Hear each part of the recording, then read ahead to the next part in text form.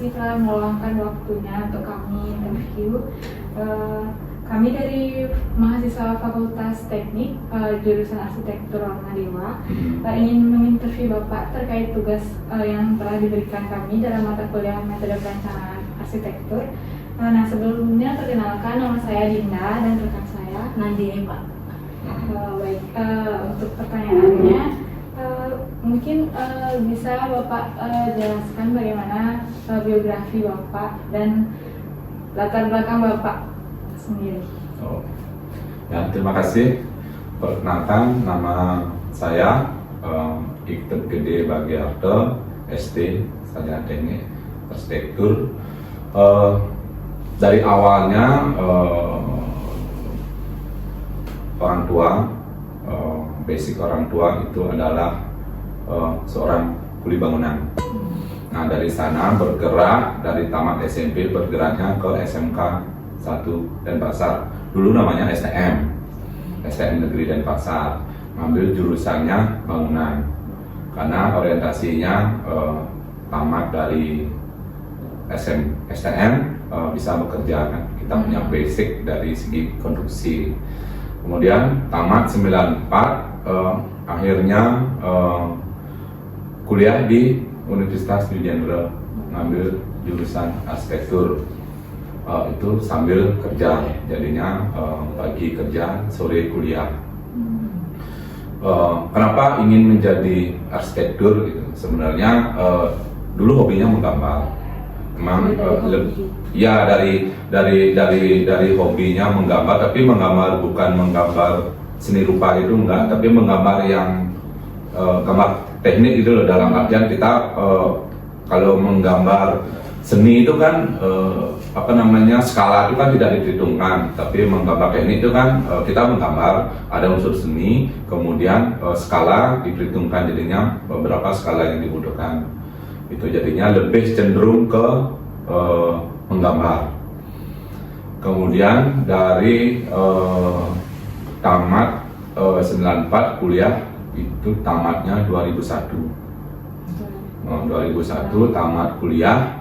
Nah, pada saat itu banyak pengalaman dari segi pribadi, banyak pengalaman bekerja baik itu di kontraktor maupun di konsultan. Di kontraktornya dulu pernah ngambil villa tahun 97-98 itu di Seminyak. Itu sudah menjadi drafter merangkap pelaksana. Jadi itu proyek pertamanya. Proyek pertama dengan bos dulu, bukan sendiri. Itu belajar di sana, mengambil villa di daerah Seminyak, kemudian kemudian berlanjut proyek kecil-kecil sih, nggak besar sekali. Kemudian tamat 2001 tamat kuliah, itu mulai bekerja sama orang sih. Tahun 2000 kalau nggak salah ya 2005 atau 2006 itu proyek pribadi sendiri itu mendesain gor di kapal.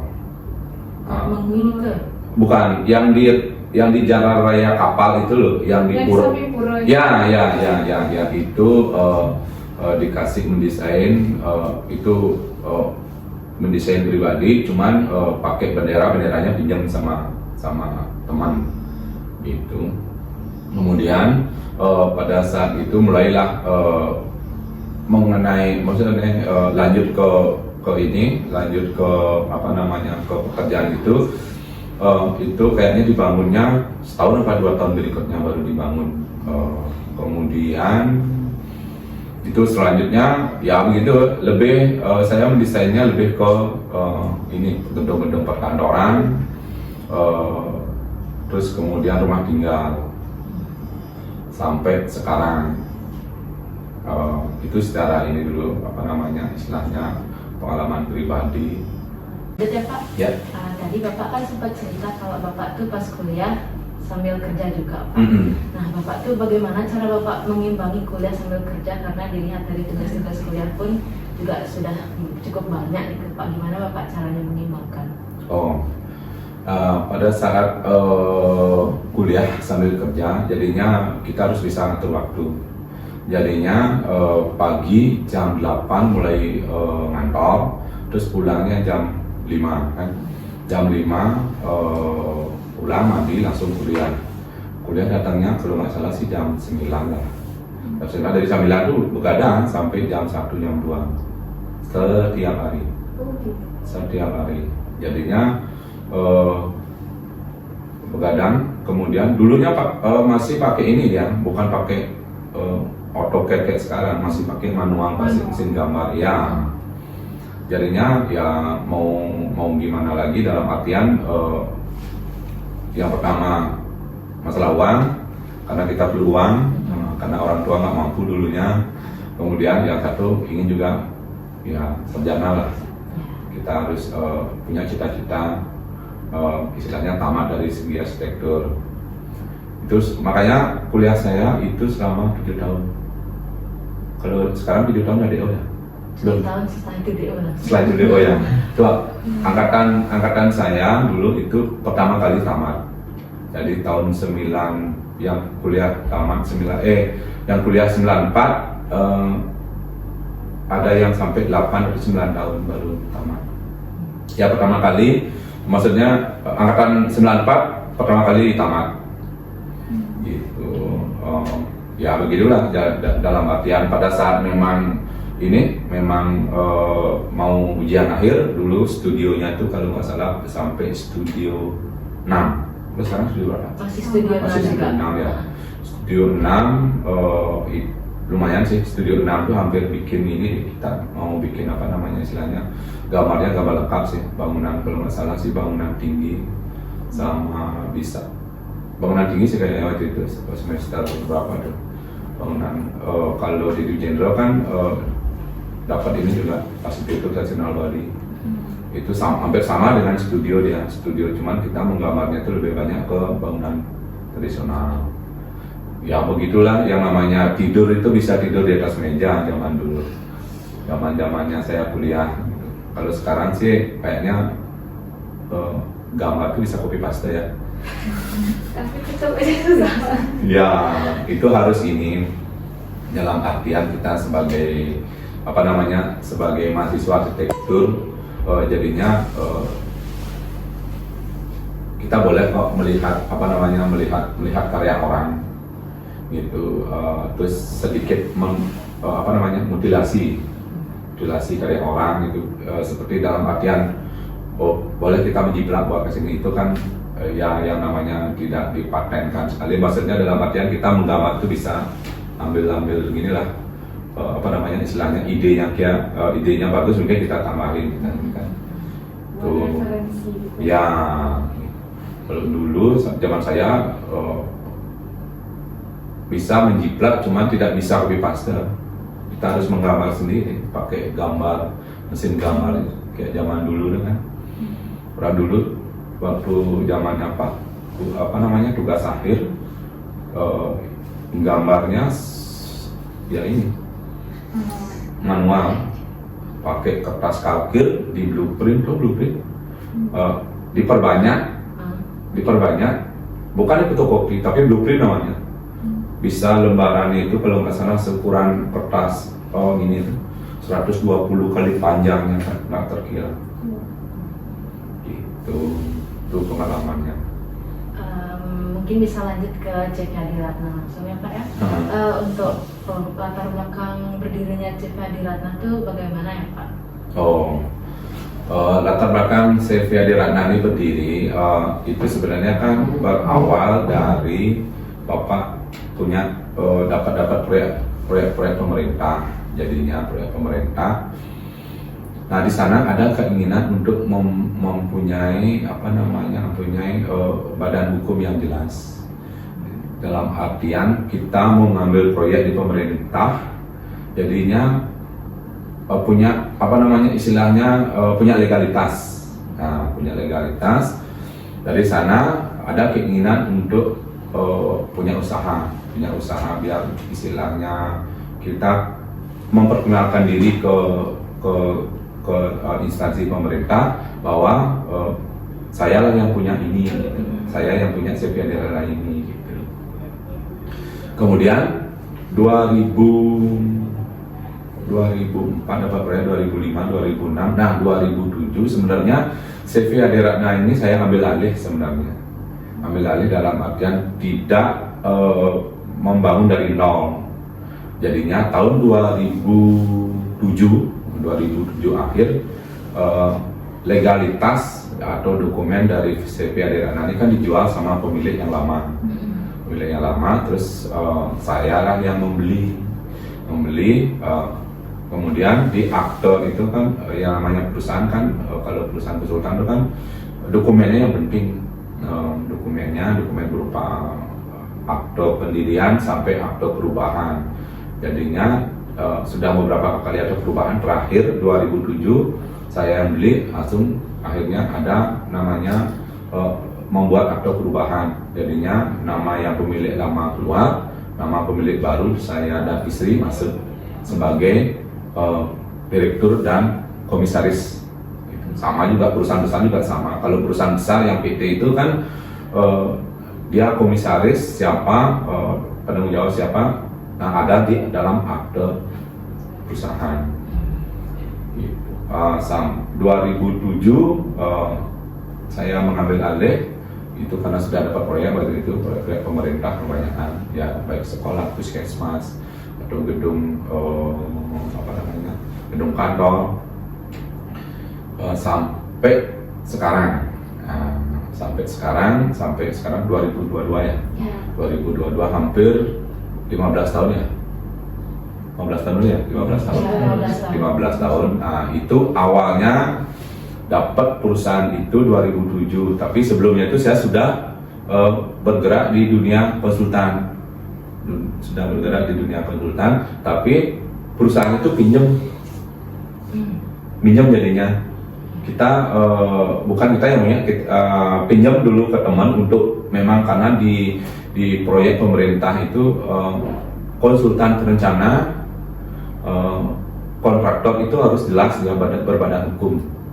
Itu kalau kita pribadi kan tidak boleh istilahnya tidak boleh mengambil proyek pemerintah secara pribadi. Kalau sekarang boleh, tapi harus mempunyai SKK atau SKA.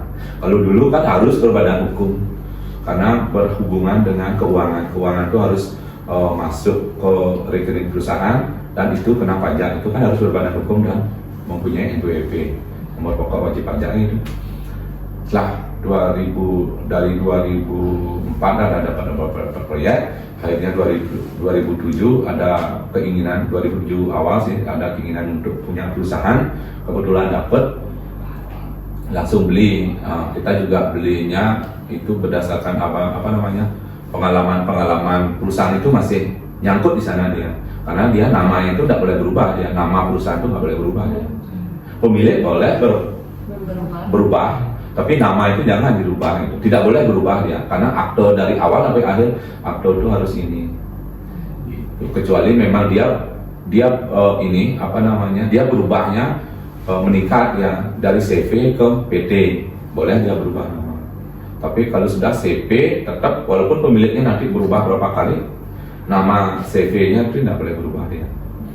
Nah kemudian 2007 kalau nggak salah Oktober atau November itu saya ambil alih, ya sudah dipakai oleh perusahaan itu. Jadinya itu berubah direktur dan berubah komisaris. Direkturnya yang lama itu keluar di akte, ada akte perubahan. Kemudian saya masuk menjadi direktur, istri masuk menjadi komisaris, istrinya bapak itu keluarlah jadi digantikan oleh istri saya, ada akte perubahan. Berdirinya itu, anggaplah berdiri 2007, saya mengambil alih, itu pengalamannya ruang tamu masih menjadi ruang kerja. Ruang tamu di rumah? Iya, ruang tamu di rumah masih, komputer masih satu, gitu loh, kita yang namanya berusaha lah, komputer masih satu, terus istilahnya menggambar sendiri, menghitung sendiri, administrasi sendiri. Oh jadi pas itu bapak masih sendiri, belum ada karyawan? Belum ada karyawan. Nah pada saat itu apa namanya istilahnya ada masukan dari teman, akhirnya disukan ininya gambarnya, disukan dikasih ke dokter-dokter lah. Kita cuma ngecek aja. Hitungannya juga sama kan, hitungan kasih ke orang hitungnya berapa, terus administrasi juga sama akhirnya karena sudah proyeknya lumayan banyak sih. 2007 itu sudah pegang perencanaan itu sekitar 500 juta sendiri ambil proyek waktu itu. Ada yang dari Kuto ya, ada yang dari Seminyak. Nah ada ya di sana itu pembangunan unit sekolah baru. Itu Pak ngambil di SMA 1 Kuta, SMA 1 Kuta.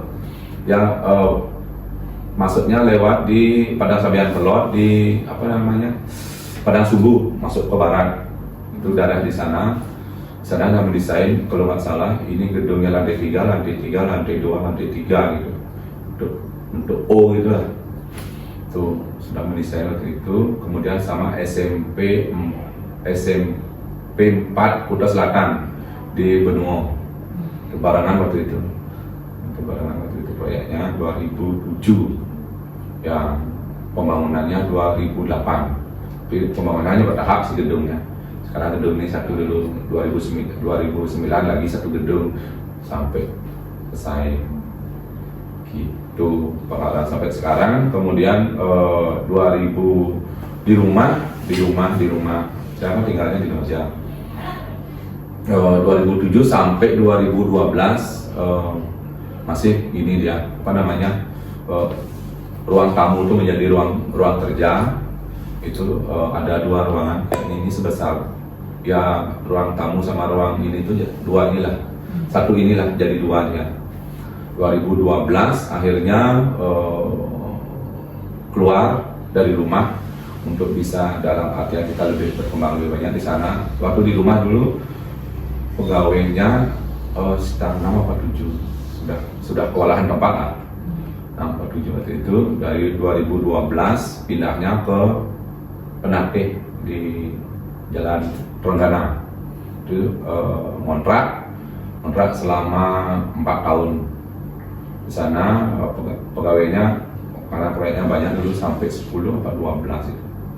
Tapi kebanyakan ini daftarnya sama admin 5 di kantor, sisanya orang-orang lapangan sebagai pengawas lapangan. Terus pindahnya ke sini itu 2016. Baru 2016, baru sekarang tanggal berapa? Tanggal 12 ya? Tanggal 9 Juli 2016 berarti udah 6 tahun lalu ya?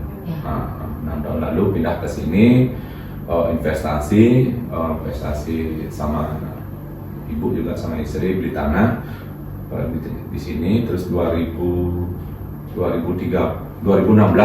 membangun di sini, membuat kantor sampai sekarang. Gitu. Saya lanjut ya Pak. Ya. Jadi untuk nama ini tuh proyek yang sudah Bapak ambil itu dari daerah mana aja nih ke? Proyek yang diambil yang sekarang itu Kota Denpasar, Kabupaten Badung, Kabupaten Tabanan, Kabupaten Gianyar, sama Buleleng. Transem juga ada, cuman jalan. Terus Negara juga pernah ini apa namanya kapal batas di Negara dan Tabanan. Itu di sana dulu 2014 atau 2015. Jadi udah tersebar di seluruh Bali. Iya, sekarang cuman ya tidak besar, cuman yang besar itu Puskesmas Abian Semal 3. Ya, ada yang dari Abian Semal. Abian Semal di sana itu puskesmas kayak rumah sakit kelas 3 kan ya. Karena saya begini dulu merencanakan dulu. Sekarang kayaknya sudah berfungsi dia. Terus kalau di ini tahu pemadam yang di Renon tuh? Oh iya tahu. Nah, yang di sebelah timur jalan itu. Nah, di sana dulu saya mendesain cuman istilahnya pribadi yang mendesain cuman pakai bendera teman. Itu bangunannya itu lantai 2 biar bisa menjadi lantai 3. Cuman bangunan lantai 2, lantai 1, lantai 2 itu tidak boleh dibongkar. Oh gitu Pak. Nah, bisa nggak caranya? Berpikir nggak? Ini ada bangunan lantai 2 lantai 2 harus dipakai lantai 3. harus dipakai lantai 3. Bangunan lantai 2 ini tidak boleh dibongkar, tidak boleh dihapuskan. Pakai atas. Atap itu waktu itu 2016 2017 kayaknya itu. Jadi apa namanya? Itu pakainya sistem suntik ya. Sistem suntik, atapnya dihilangkan. Nah, atapnya dihilangkan. Kemudian bangunan lantai 1, lantai 2 kan masih dia ini kan ring balok kan, tahu kan? Ring balok. Nah, ring balok paling atas, di atas itu baru ditambahin ini dia. Ditambahin balok instruktur yang bisa dicor pakai plat lantai 3. Terus tiangnya, tiang aslinya itu didiamkan, kita bikin tiang yang baru kiri kanan. Banyak inilah istilahnya apa namanya, banyak tiang. Jadinya kalau orang bilang nak baling, orang tuh bangunan tuh tingkangin aja bangunan yang baru. Itu. Ini anggapnya bangunan lama, bangunan baru di sini ya. Dia pakai baja WF. Kalau nggak salah berapa banyak ini ya tuh, banyak tiang itu. Kalau umpamanya dapat lewat sana, tiangnya nempel dia, tiang yang lama, tiang yang baru, ini dia posisinya. Cuman waktu itu pakai baja WF ya. Gitu. Karena bangunan yang lama tidak boleh dibongkar, kita harus memfungsikan itu. Sekarang namanya call center Kota Denpasar. Di sana di lantai 3 itu ada CCTV seluruh Kota Denpasar, di sana dipantau. Di lantai 3 dia posisinya. Kayak apa namanya istilahnya? Pos pantau lah. Pos pantau. Itu waktu BPBD Kota Denpasar, di sana ada ininya. Itu bangunan yang benar-benar kita selaku arsitektur, yang namanya bangunan yang pertama kali punya ide itu kan arsitek. Arsitek pertama kali arsitek itu udah berpikir bagaimana kita mendesain sebuah bangunan biar bangunan istilahnya dengan bangunan sekitarnya itu komunikatif, itu biar seimbang ya, jangan sampai bangunannya sekitar itu maksudnya kalau yang namanya proyek desain pemerintah gitu loh, kita kan harus komunikatif bangunan sekitar gitu. Iya, biar nggak jomplang ya. Kalau rumah pribadi sih oke aja kan. Nah pada saat itu kasus yang pertama dalam artian saya lupa tahunnya itu, di sana lah diajak sama owner bahwa saya disuruh mendesain, kemudian ini ada bangunan tidak boleh dihapuskan.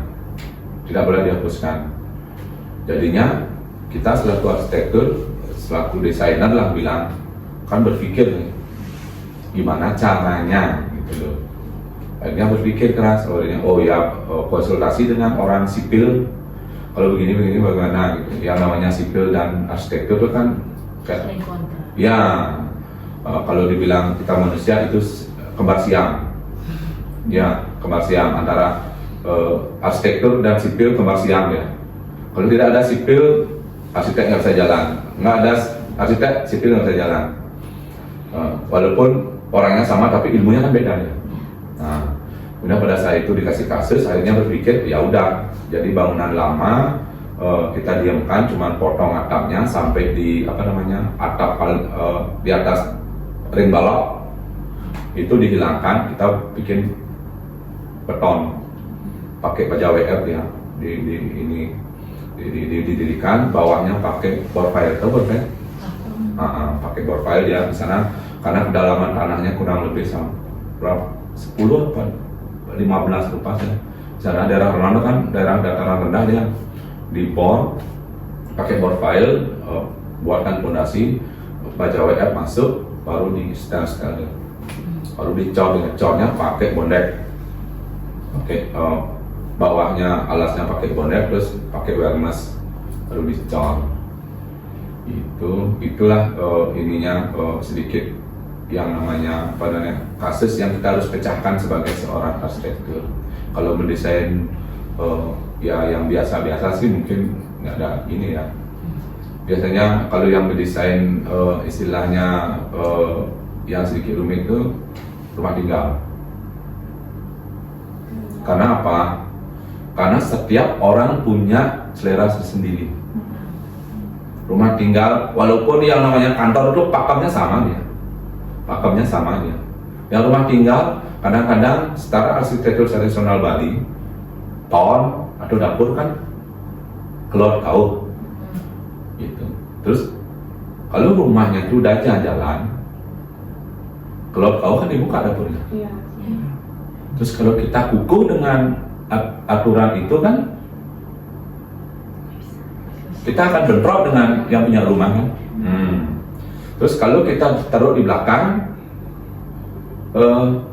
dapur kan kalau dalam ilmu arsitektur modern itu kan servis dia bagian kotor. Dapur, WC, tempat cuci itu kan bagian kotor dia kan harus di belakang ya. Terus kalau yang namanya arsitektur tradisional Bali, kalau rumahnya di luar jalan, aman dia. Kalau rumahnya di jalan kan, dapur, tempat cuci, apa lagi? Kamar mandi WC kan di depan dia. Orang baru masuk sudah lihat. Nah, gimana caranya arsitektur menerjemahkan itu? Gitu. Kita harus berpikir, kalau yang namanya pemilik rumah, dia harus pakemnya arsitektur tradisional Bali. Asta bumi, asta kasali. Kemudian dari segi arsitektur modern itu nggak baik kan, dalam artian dapur sama ini kan kalau di depan kan jelek ya, pasti kalau di belakang. Kalau arsitektur tradisional Bali, asta bumi, asta kasali di luarnya, karena hulu kita sebagai orang Bali kan gunung, kajo atau kanim kan. Nah di sanalah kadang-kadang kita sebagai seorang desain, sebagai seorang arsitektur harus bisa istilahnya memberikan pemahaman kepada pemilik rumah. Di sana lebih, karena setiap orang itu kadang-kadang ide kita selaku arsitektur kadang berbenturan dengan pemilik rumah. Ya berbenturan dalam artian ide. Kita harus bisa menjelaskan yang mana bagus, yang mana tidak. Itu. Terus sebagai arsitektur juga kita harus bisa menjelaskan kelebihan dan kekurangan daripada desain kita. Sama juga dengan mendesain. Kalau kita sekarang bangunan minimalis kan pakai talang kan, talang keliling. Tampilannya bagus kan? Lumayan kan? Bagus. Itu pertama tampilan bagus, yang kedua ide tempat. Ya. Di tempat, tapi kelemahannya apa? Bocor. Kalau sudah bocor itu nggak bisa dengan gugat. Talang beton itu kalau sudah bocor, karena pada saat kita melaksanakan pekerjaan di lapangan, kita kan tidak bisa sendiri. Kita berhubungan dengan mantor atau tukang. Kalau tukangnya bagus, kalau tukangnya berandul, bocor, talang beton itu bocor dan meling dah. Itu jeleknya desain minimalis. Kalau desainnya yang kayak dulu pakai ceracapan gitu loh, ceracapan zaman sekarang jarang sih pakai ceracapan yang istilahnya di samping atau di belakang, jarang. Karena itu kan lumayan ya, ceracapannya minimal ya 1 meter kan, 1 meter. Kalau itu 1 meter kita pepetkan kan kamar itu tambah besar ya. Kalau kita buang biasanya tanah yang 1 meter kali panjang sekian itu kadang-kadang menjadi tempat yang resem kan, dalam artian menaruh barang yang sentarawanda kan, itu tidak kotek, jarang dibersihkan, udah selain sarang nyamuk juga lembab, tidak bagus ya. Itu makanya sebagai seorang arsitektur yang istilahnya anak-anak muda zaman sekarang kan ya gali potensi, Tapi kita harus istilahnya jangan ini apa namanya, kalau kita mendesain ini tuh nantinya kalau desain itu diwujudkan di lapangan, tolong dicek dalam artian pada saatnya nanti desain kita kelemahannya di mana, gitu. Kelemahannya di mana dalam artian oh sini lemahnya kita, di sana kita pakai pelajaran untuk mendesain berikutnya. Tuh. Selanjutnya nih Pak, kan Bapak sudah banyak mempunyai proyek di Raya Bali nih Pak. Apakah Bapak ada berniat untuk ambil proyek di luar Bali nih? Ya, untuk sekarang sebenarnya ada niat, cuman yang namanya istilahnya gimana ya? Hitung-hitungan ekonomis. Nah, hitung-hitungan ekonomis. Kalau kita mengambil proyek keluar, kalau salary ataupun honor yang kita dapatkan menguntungkan, mungkin kita ambil. Tapi kalau kita pakpok itu loh, dalam artian kita istilahnya kontrak kita sendiri kita tidak sesuai dengan apa ya, lebih besar pasar pada dia, kan percuma juga kan, enak di Bali gitu sih.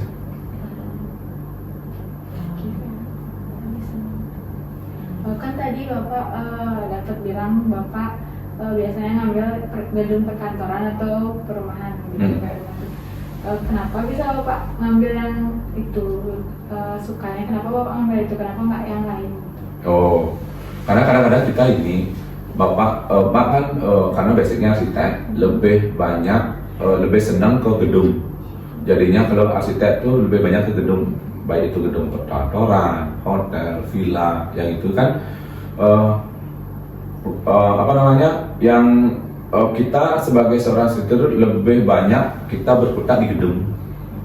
Kalau di jalan jembatan itu kan lebih banyak ke sipil. Jadinya kalau Bapak senangnya ke gedung, ya memang basicnya ini apa namanya, karena basic arsitek lebih memahami, lebih menguasai kayaknya gedung-gedung daripada yang lain. Kalau jalan sih mungkin secara ini kan tahu, cuman secara mendetail sekali kurang memahami karena basic ilmunya kita bukan di teknik sipil. Bapak sudah banyak bercerita tadi mengenai proyek-proyek Bapak kan. Mungkin Bapak bisa cerita dari salah satu proyek yang sudah berumur 10 tahun, bagaimana Bapak bisa mendesain pendekatan seni atau sains dalam Bapak mendesain, itu gimana prosesnya dalam mendesain satu bangunan tersebut? Satu bangunan. Bangunan yang paling lama itu hampir berapa ya, 14 tahun ya. 2007 didesain, 2008 dibangun. Itu proyek unit sekolah baru. Jadi unit sekolah baru itu tanahnya cuma 60 hara. Cuman kita diminta selaku arsitektur membuat sekolah yang memang dengan kapasitas murid yang besar.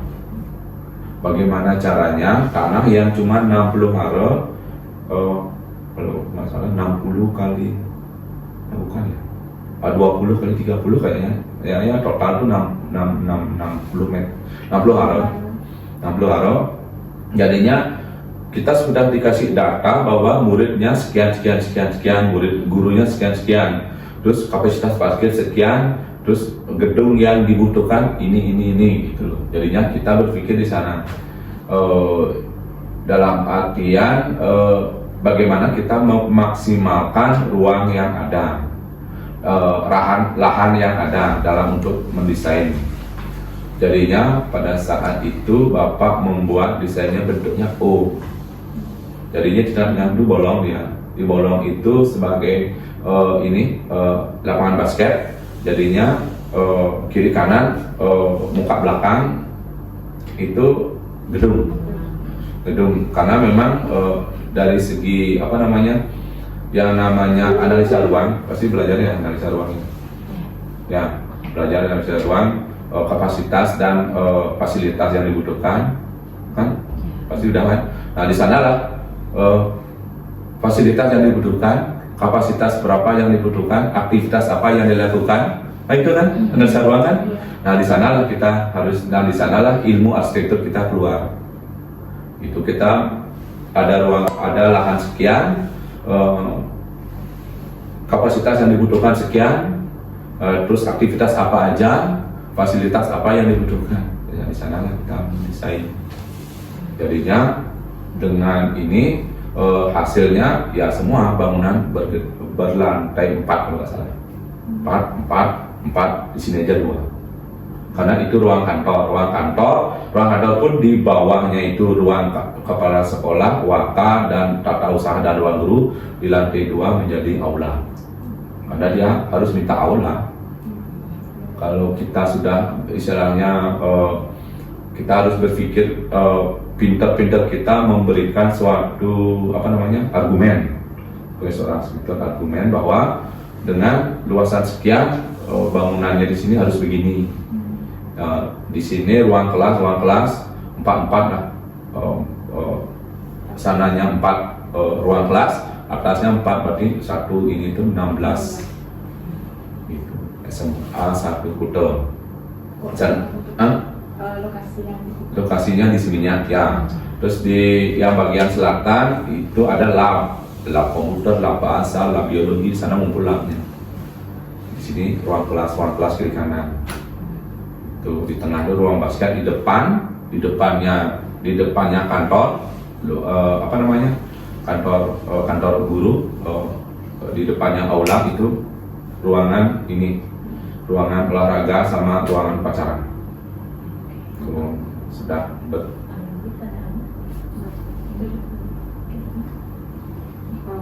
Nah, untuk apa sih tipsnya dari Bapak buat kita mahasiswa arsitektur ketika telah lulus itu dalam mulai terjun ke ranah pekerjaan tuh gimana kayak memulainya itu?